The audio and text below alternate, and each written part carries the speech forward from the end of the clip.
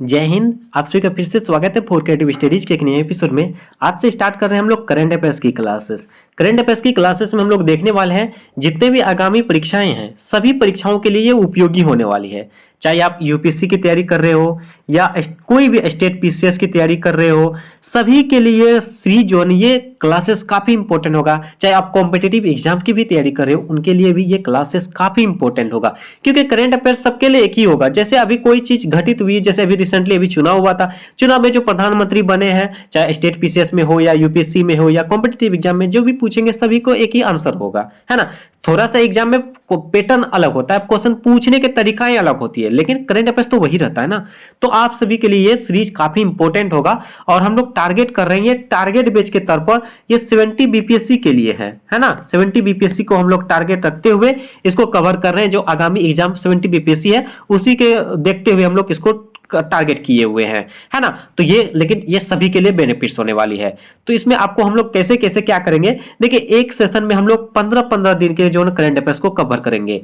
आज जैसे 15 दिन का कवर हो जाएगा, आज हम लोग अप्रैल मंथ के करंट अफेयर्स को लेके आए हुए हैं। तो 1 से 15 अप्रैल तक आज के सेशन में अपलोड हो जाएगी, यानी कि प्रत्येक 2 सेशन में जो है ना 1 मंथ के करंट अफेयर्स कंप्लीट कर देंगे। लगभग हम लोग अगर 10 सेशन भी लेंगे तो 10 सेशनों में 5 मंथ का हो जाएगा। इसी तरह अगर हम लोग जैसे अभी 8 अगस्त चल रही है, अगस्त खत्म होने को है, लगभग मतलब ये 15 सेशन अगर करेंगे, मतलब 12 मंथ होते हैं, 24 सेशन करेंगे तो हम लोग 1 साल के करंट अफेयर्स को कवर कर लेंगे, यानी कि 24 यानी कि 12 से 13 दिन में हम कंप्लीट करा देंगे, है ना। ये आपको मैं एग्जाम से पहले बहुत जल्दी कंप्लीट कर दूंगा। मैं कोशिश करूंगा प्रत्येक दिन जो है ना 1 मंथ के कंप्लीट करा दूं। 2 सेशन में 2 सेशन अपलोड करूंगा, उसी में से आपका कवर हो जाएगी, है ना। तो चलिए हम लोग आज के सेशन में 1 से 15 अप्रैल तक का करंट अफेयर्स को देखते हैं।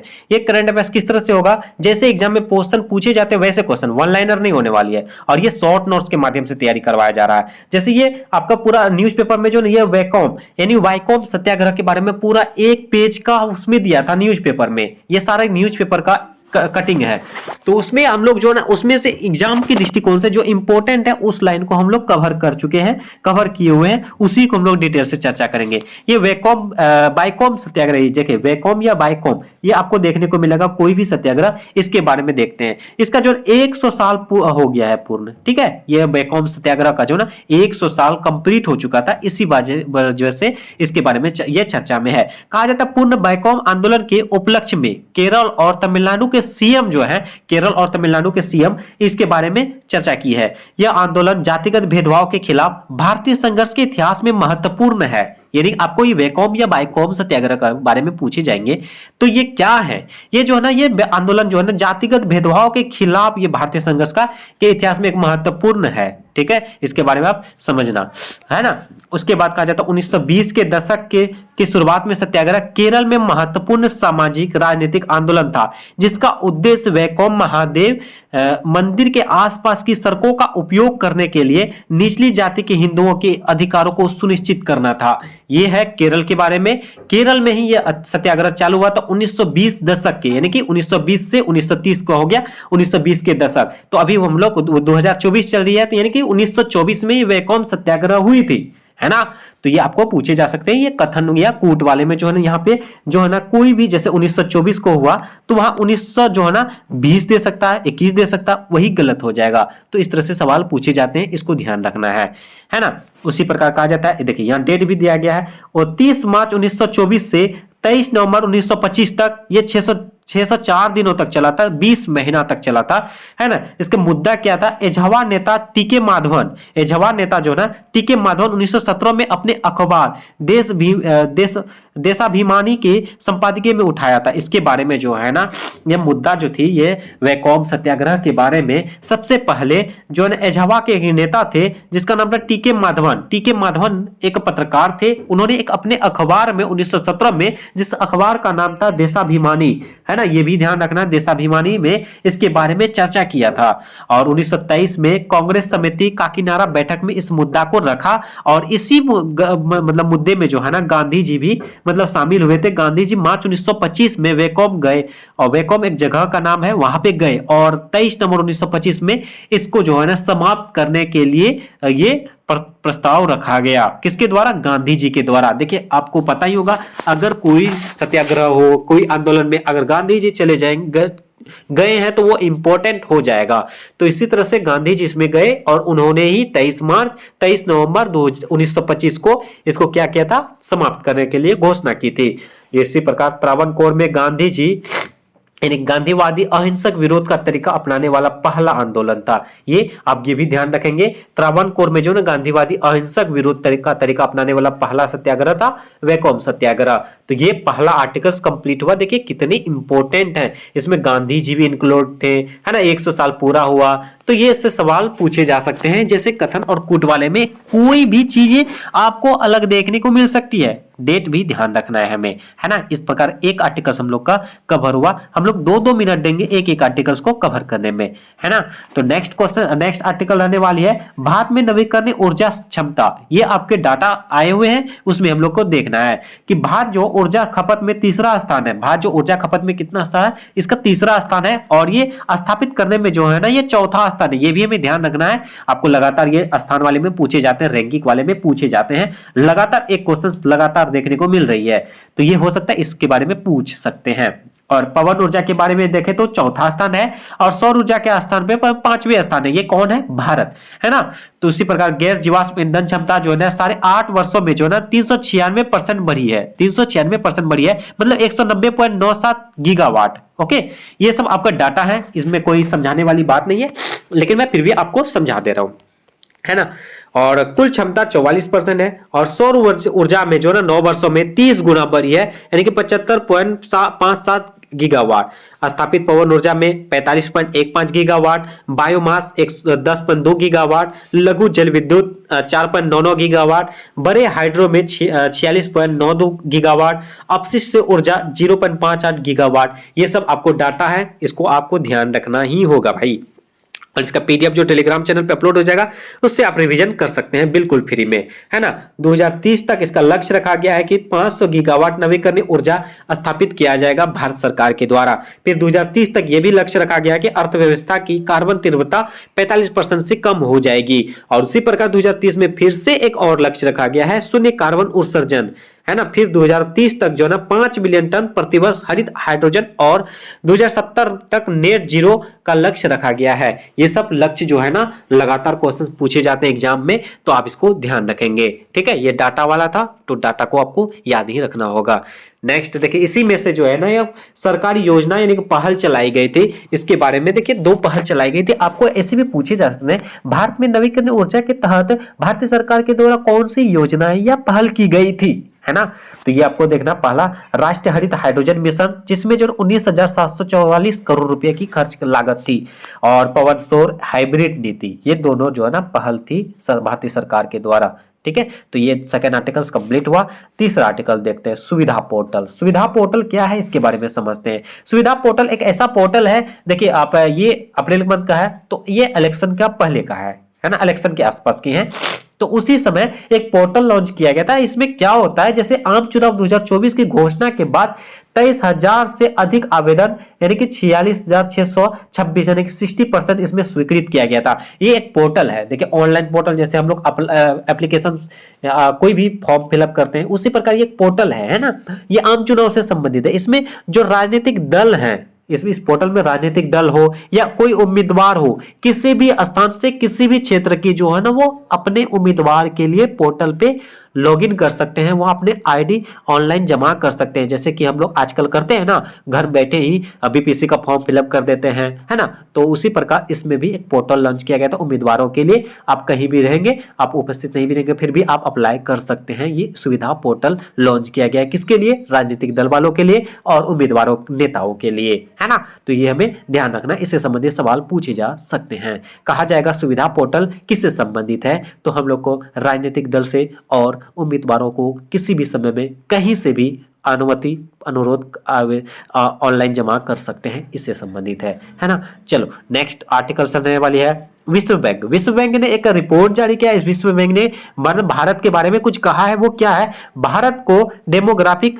डिविडेंड का खतरा, ये कौन कहा है? विश्व बैंक। आपको ऐसे भी पूछे जा सकते हैं कि भारत को डेमोग्राफिक डिविडेंड का खतरा किसके द्वारा कहा गया है? तो विश्व बैंक के द्वारा, वर्ल्ड बैंक के द्वारा कहा गया है। तो इसमें क्या था इसके बारे में समझते हैं। विश्व बैंक द्वारा यह कहा है जॉब फॉर रिलीजियंस रिपोर्ट प्रकाशित की है, यानी विश्व बैंक जो है एक रिपोर्ट जारी की है, जॉब फॉर रिलीजियंस रिपोर्ट। उसमें क्या हुआ है, इसमें जो है दक्षिण एशिया में रोजगार सृजन रचनात्मक आयु की जनसंख्या में वृद्धि के बराबर नहीं है। मतलब जिस तरह से यहाँ की रोजगार होनी चाहिए, सृजन होनी चाहिए, रचनात्मक क्रियाएं होनी चाहिए, आयु की अपेक्षा इसमें जितने भी चीजें हैं उससे कम है। मतलब आप देखो इतनी जनसंख्या है भारत में और रोजगार भी इतना नहीं है, बेरोजगारी की संख्या ज्यादा है। इसी बारे में विश्व बैंक ने भारत को क्या कहा है, भारत को डेमोग्राफिक डिविडेंड का खतरा के तौर पर विश्व बैंक ने इसमें शामिल किया है। लेकिन अगर हम लोग दक्षिण एशिया की बात करें तो उसमें जो एक नेपाल है, जो छोटा सा देश है, पड़ोसी देश है,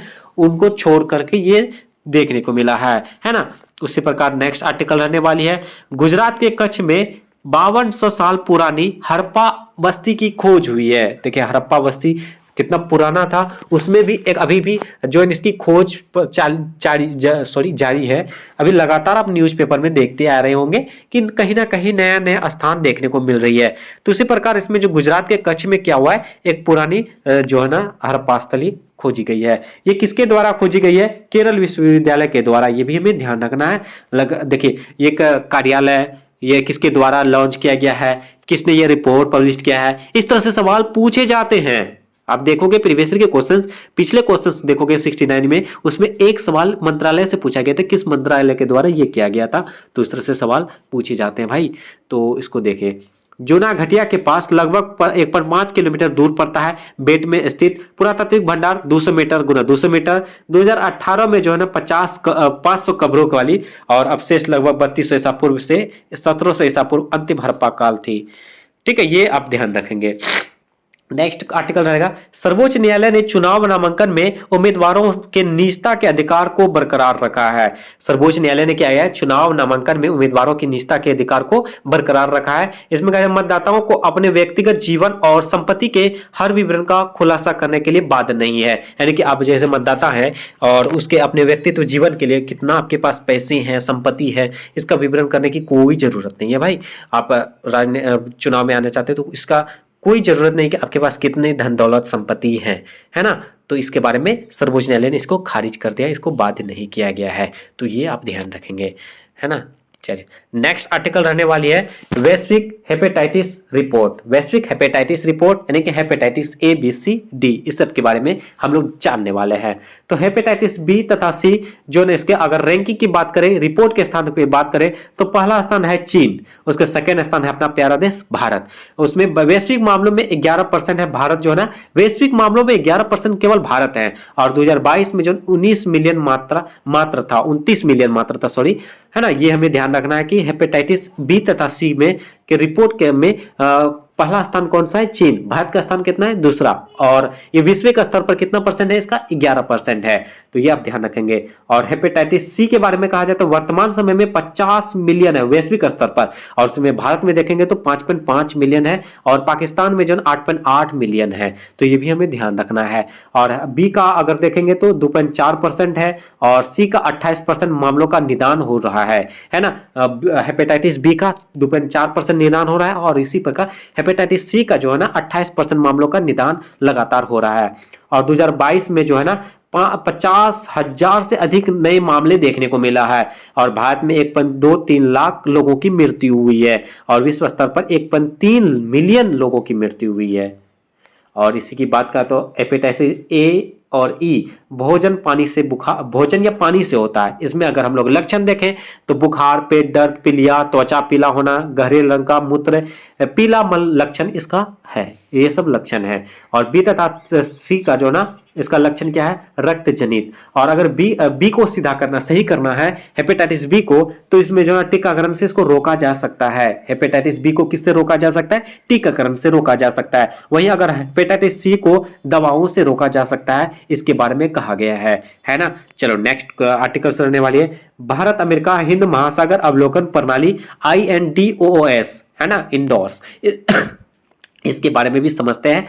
कहा जाए तो पुनर्जीवित यानी कि मौसम पूर्वानुमान के बारे में ये दोनों मिलके एक इंडॉक्स नाम का एक संस्थान अवलोकन चालू किया है, प्रणाली चालू किया है। उच्च समुद्र से 36 मोड वायाओं का एक नेटवर्क है। ये जो है ना उच्च समुद्र से जो है ना 36 मोड बोया क्या होता है इसके बारे में हम लोग जानेंगे आगे।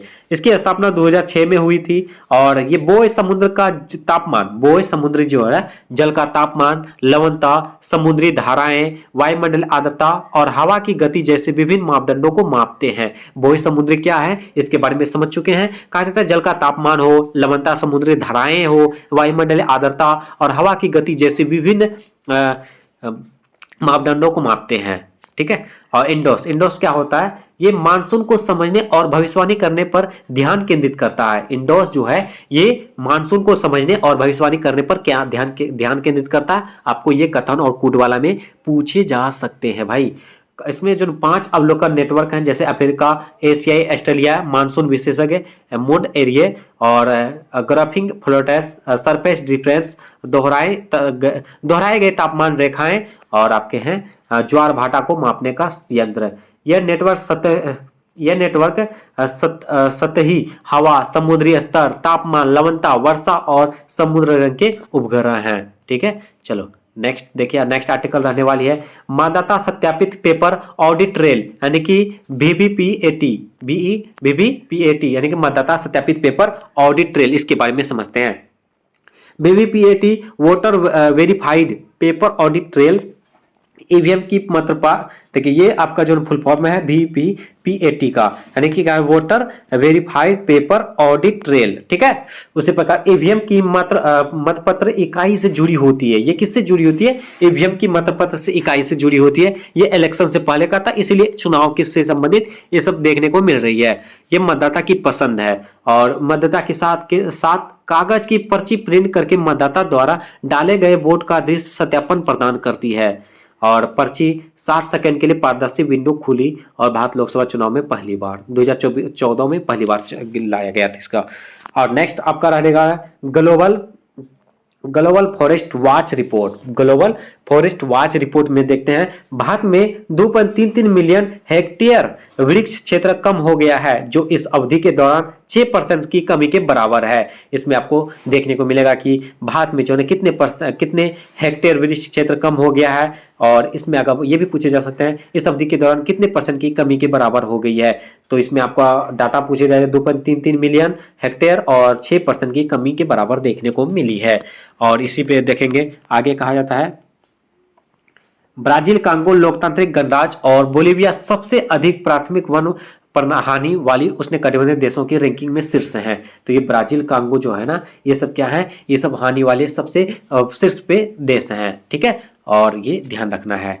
नेक्स्ट कहा जाता है, आगे कहा जाता है कि 2023 में वैश्विक स्तर पर वनों की कटाई में 3.2% वृद्धि और भारत में 18% की हानि हुई है। और 2013 से 23 तक भारत में वृक्षों का आवरण का 95% नुकसान प्राकृतिक वनों के भीतर हुआ है। और 2001 से 23 वृक्ष आवरण की हानि का प्रतिशत बोले तो 60% असम, मिजोरम, अरुणाचल प्रदेश और नागालैंड, मणिपुर में देखने को मिला है। नेक्स्ट आर्टिकल रहने वाली है पहली बार घर से मतदाता देने की सुविधा। आप सभी जानते होंगे अभी रिसेंटली जो चुनाव हुई थी उसी में जो एक नया पोर्टल लॉन्च किया गया था जिसमें कहा गया था आप घर से भी दे सकते हैं, मतदान कर सकते हैं। लेकिन कौन कर सकते हैं, जो वृद्धि हो और जो मतलब कि दिव्यांग हो, बुजुर्ग और दिव्यांगों के लिए लॉन्च किया गया था। जो 85 वर्ष से ज्यादा हो और 40% से मतलब बेंचमार्क हो, विकलांग हो, यानी कि आप पूरा विकलांग 40 कम से कम 40% का विकलांगता होनी चाहिए, उसी को ये घर से सुविधाएं देखने को मिली है। और उसमें से आपका 85 वर्ष से प्लस ज्यादा 81 लाख लोग थे और 40% जो बेंचमार्क थे वो 90 लाख से अधिक लोग थे। ठीक है, ये आंकड़ा ध्यान रखना। और ये पारदर्शिता, ये जो है किस तरह से मतदान कर सकते थे, वीडियोग्राफी के माध्यम से, है नहीं। होता ना कि आप मान के चलो आप गए तो हैं लेकिन वो उपस्थित नहीं है या वो कुछ नहीं कर सकता है, समझदार नहीं है, ना इलेक्शन के बारे में कुछ पता है, वो किसी और के बदले कोई किसी और दे दिया है ना। कोई जो है ना अपना मान के चलिए आपके एरिया में जो राजनेता हैं वो क्या किए, जो इलेक्शन करवाने आए वो आके अपने मन से अपने खुद को वोट दिलवा दिए। तो इस तरह से नहीं होने चाहिए, इसलिए वीडियोग्राफी के तौर पर इसका चुनाव किया गया था। चलो नेक्स्ट रहने वाली नेक्स्ट आर्टिकल, ये काफी इंपॉर्टेंट आर्टिकल रहेगा। TSAT-IA ये क्या है इसके बारे में समझते हैं। टाटा एडवांस सिस्टम लिमिटेड यानी कि TASL ने एक क्या किया है, स्पेस एक्स के साथ जो है ना फाल्कन 9 रॉकेट द्वारा अपने सब मीटर रेजोल्यूशन और ऑप्टिकल सैटेलाइट TSAT-IA को अंतरिक्ष में सफलतापूर्वक स्थापित करने की घोषणा की है। ये एक ऐसा अंतरिक्ष मतलब कि सैटेलाइट है, इससे क्या होगा, पृथ्वी के बारे में जानकारी इकट्ठा करेगी। जैसे USA के एक सैटेलाइट है ना, आप सभी देखे होंगे परमाणु मूवी में, जैसे परमाणु का मूवी जो भारत में आते थे पोखरण में, तो उस समय ये लोग काम करना छोड़ देते थे, मतलब वो अपना चीजें देखते थे। उसी प्रकार ये भारत सरकार के द्वारा टाटा जो है ना, Tata advance limited system limited के द्वारा स्पेस एक्स के साथ ये जुड़कर ये पृथ्वी के बारे में जानकारी इकट्ठा करने के लिए एक सैटेलाइट लॉन्च किया है, जिसका नाम है TSAT-IA। इसको आप ध्यान रखेंगे, है ना। निर्माण जो है टाटा एडवांस सिस्टम लिमिटेड के द्वारा लैटिन अमेरिका कंपनी सैटेलाइट डंक के सहयोग से किया है। ये पृथ्वी की निगरानी करने वाला भारत का पहला निजी उपग्रह है, ये भी हमें ध्यान रखना है ना। वजन इसका 50 केजी से भी कम होने वाली है।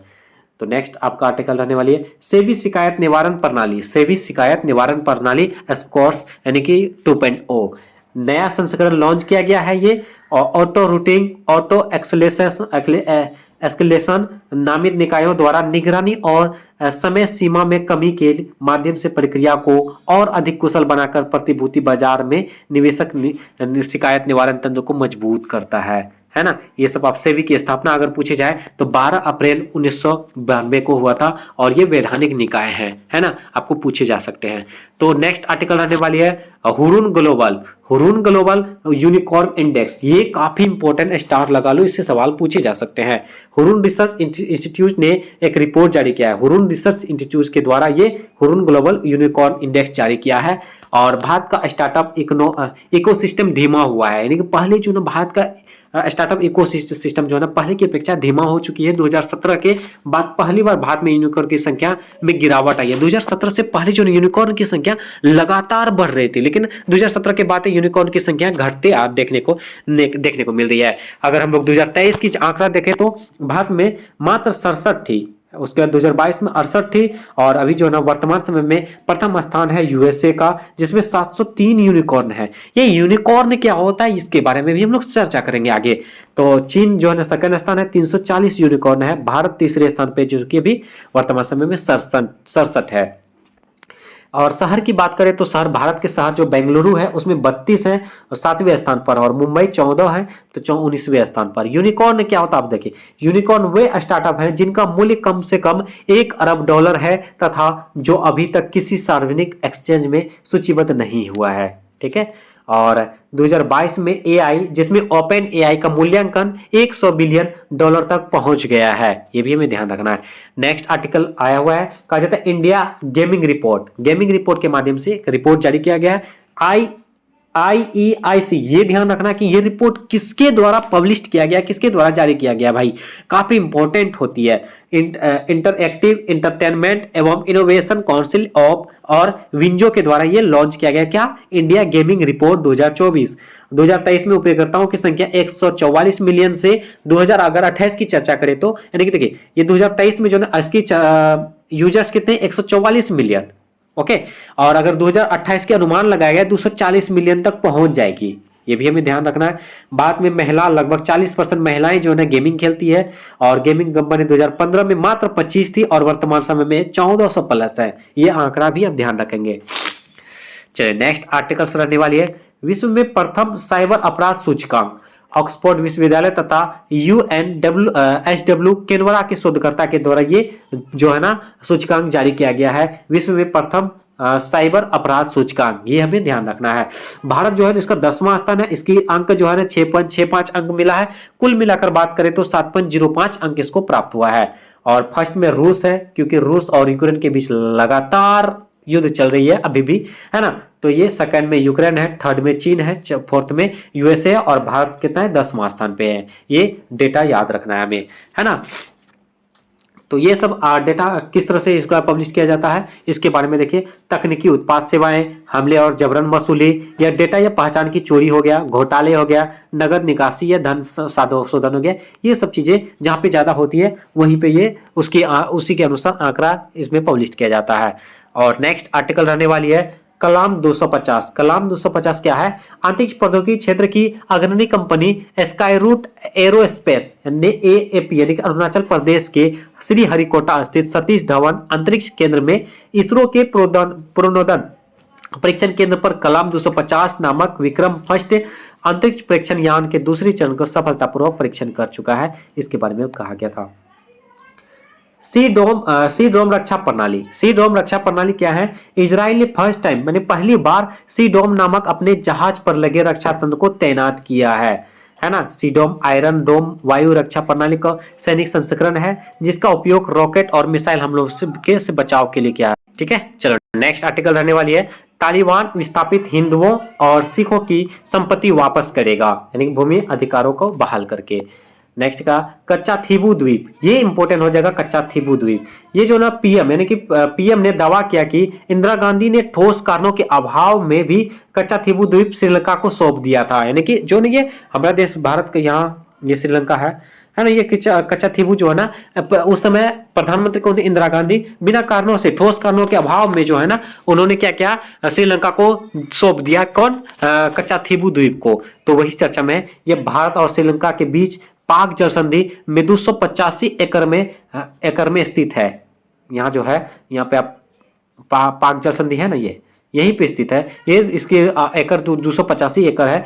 तो भारतीय तट से लगभग 33 किलोमीटर, भारत से के तट से 33 किलोमीटर दूर रामेश्वर के उत्तर पूर्व में ये स्थित है। ये निर्जन है, यहाँ पे पानी नहीं है। ये इस द्वीप में पानी बिल्कुल भी नहीं है। एकमात्र संरचना सेंट से एंथोनी चर्च है। इसमें जो एंथोनी चर्च है 20वीं सदी शुरुआत में बना था और इसका निर्माण 14वीं शताब्दी में ज्वालामुखी फटने से हुई थी। किसका? कच्चा थीबू द्वीप का। और भारत श्रृंखला समझौते 1974 के माध्यम से इसके बारे में किया गया था। उस समय प्रधानमंत्री इंदिरा गांधी हुआ करती थी। सर्वोच्च न्यायालय ने अनुच्छेद 14 और 21 का दायरा को बढ़ा दिया है। एससी ने जलवायु परिवर्तन के प्रतिकूल प्रभावों के खिलाफ अधिकार को शामिल करने के लिए इसको बढ़ाया गया है। नेक्स्ट आर्टिकल रहने वाली है चुनाव में एआई का उपयोग। चुनाव में एआई का उपयोग किया गया था पहली बार भारत में। जो चुनाव 2024 में इलेक्शन हुआ तो उसमें एआई का प्रयोग किया गया। तो इसमें देखिए विभिन्न भाषाओं के समूहों तक देखिए 1990 के दशक में जो फोन कॉल के माध्यम से चुनाव के बारे में जागरूक किया जाता था। और 2014 में सोशल मीडिया आई और 2019 में व्हाट्सएप आया और 2024 में क्या हुआ? एआई आया। तो चुनाव में एआई के प्रयोग से लाभ भी है तो हानि भी है। क्या क्या लाभ है उसके बारे में देखते हैं। चुनाव प्रबंधन, सूक्ष्म लक्ष्मीकरण रणनीति, सूचित मतदाता आउटरीच। और इसमें चिंताएं देखेंगे भ्रम पैदा करना, डीप फेक वीडियो, स्वतंत्र और निष्पक्ष चुनाव का खतरा, ये सब चीज देखने को मिल रही है ना। नेक्स्ट आर्टिकल रहने वाली है POEM-3 इसरो का जीरो ऑप्टिकल डेब्रिस मिल का पत्थर यानी कि PSLV कक्ष प्रायोगिक मॉड्यूल 3 POEM लॉन्च किया है 1 जनवरी 2024 को लॉन्च। POEM इसे PSLV C58 वाहन के खर्च के लिए P54 चरण का उपयोग किया जिसमें शुरुआत में एक्सपोर्ट लॉन्च किया। नेक्स्ट आर्टिकल रहने वाली है और 2 ही आर्टिकल्स हैं है ना। लद्दाख और मानवता को बचाने की लड़ाई। लद्दाख और मानवता को बचाने की लड़ाई अभी रिसेंटली आप देखे होंगे काफी चर्चा में जो है ना सोनम वांगचुक जो 3 इडियट के जो थे है ना उसी उन्होंने क्या हुआ उन्होंने अपने लद्दाख के लिए जो है ना उपवास किया था 21 दिन के लिए है ना। रेमन मैग्सेसे पुरस्कार विजेता 2018 में ये प्राप्त है। और जलवायु कार्यकर्ता सोनम वांगचुक ने 6 मार्च 2024 को 21 दिन का उपवास लेह में किया था। और लद्दाख में 97% स्वदेशी जनजातियां हैं और हिमालय क्षेत्र में लगभग 15,000 ग्लेशियर हैं जिन्हें अक्सर तीसरा ध्रुव कहा जाता है। लास्ट आर्टिकल रहने वाली है 1 से 15 अप्रैल के बीच का। बेहतर शिक्षा के लिए ASER 2023 रिपोर्ट पब्लिश किया गया है। राज्यों के 28 ग्रामीण क्षेत्रों जिलों में आयोजित जिला स्तर 14 से 18 वर्ष का 14 से 18 वर्ष में 86.88% नामांकित और विज्ञान प्रौद्योगिकी इंजीनियरिंग गणित में पुरुषों की संख्या अगर देखा जाए तो 36.3%, महिला 28.1%, केवल 57.3% अंग्रेजी पढ़ते हैं लेकिन उसमें भी 3/4 मात्र समझते हैं। और 90% जो फोन यूज करते हैं महिलाएं 19.8%, पुरुष 43.7%। 2005 से यह रिपोर्ट पब्लिश किया जा रहा है। तो इस प्रकार हम लोग लगभग 20-25 आर्टिकल्स हम लोग कंप्लीट किए हैं मात्र आधा घंटा में, 30 मिनट में, है ना। इसी तरह से हम लोग डेली जो है ना 15-15 दिन के करंट अफेयर्स को लेंगे, बहुत कम समय में हम लोग तैयारी कर लेंगे, है ना। कि 1 घंटा में 1 महीना का जो है ना आर्टिकल्स करंट अफेयर्स कंप्लीट करने वाले हैं, तो बहुत बड़ी बात है ना। तो ये हमारे लिए ये सीरीज रेगुलर आने वाली है, तो आप सभी हमारे साथ जुड़े रहिए। ओके, चलिए तो आज के लिए हम लोग यहीं तक रहने देंगे, और अपने दोस्तों को भी जरूर शेयर कीजिए, दोस्तों को बताएं कि बहुत कम समय में शॉर्ट नोट्स के माध्यम से यहाँ पे बेहतर तरीके से आपका करंट अफेयर्स कवर करवाई जा रही है। तो आप सभी हमारे साथ जुड़े रहिए, दोस्तों को शेयर कीजिए, और टेलीग्राम चैनल पर जुड़ना बिल्कुल ना भूलिए। ओके, चलिए हम लोग मिलेंगे नेक्स्ट सेशन में, तब तक के लिए थैंक यू, और कॉमेंट बॉक्स में कॉमेंट जरूर कीजिएगा। चलिए।